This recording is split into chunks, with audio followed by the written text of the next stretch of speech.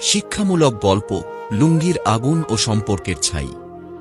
এক গ্রামে ছিল রফিক নামে এক সাদাসিধে লোক। মনের মতো সহজ-সরল, কারও মনে কষ্ট দিতে চাইত না। গ্রামের অনেকেই তাকে পছন্দ করত, কিন্তু কিছু স্বার্থপর ও হিংসুটে মানুষও ছিল, যারা সবসময় অন্যের ভালোতে চোখ লাগাত। একদিন হাট থেকে ফেরার পথে রফিক দেখল এক লোকের লুঙ্গিতে আগুন লেগেছে।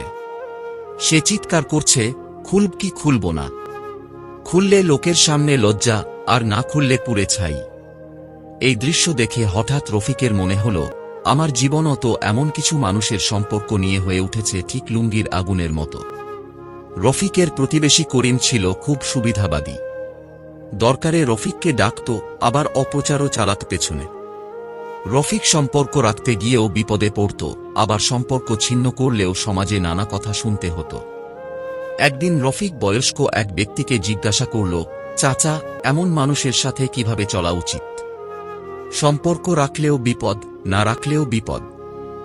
বৃদ্ধ হেসে বলল, বাবা, যখন লুঙ্গিতে আগুন লাগে তখন আগে প্রাণ বাঁচাও, লজ্জা নয়। তেমনি যখন কোনো সম্পর্কে শান্তি হারিয়ে যায়, তখন সেই সম্পর্ক থেকে সম্মানজনকভাবে সরে যাওয়াই বুদ্ধিমানের কাজ। না হলে তুমি ধ্বংস হয়ে যাবে, আর কেউ তা থামাবে না। শিক্ষা: সব সম্পর্ক রাখা উচিত নয়। কিছু মানুষ থেকে দূরে থাকাই মনের শান্তি ও আত্মসম্মানের জন্য ভালো।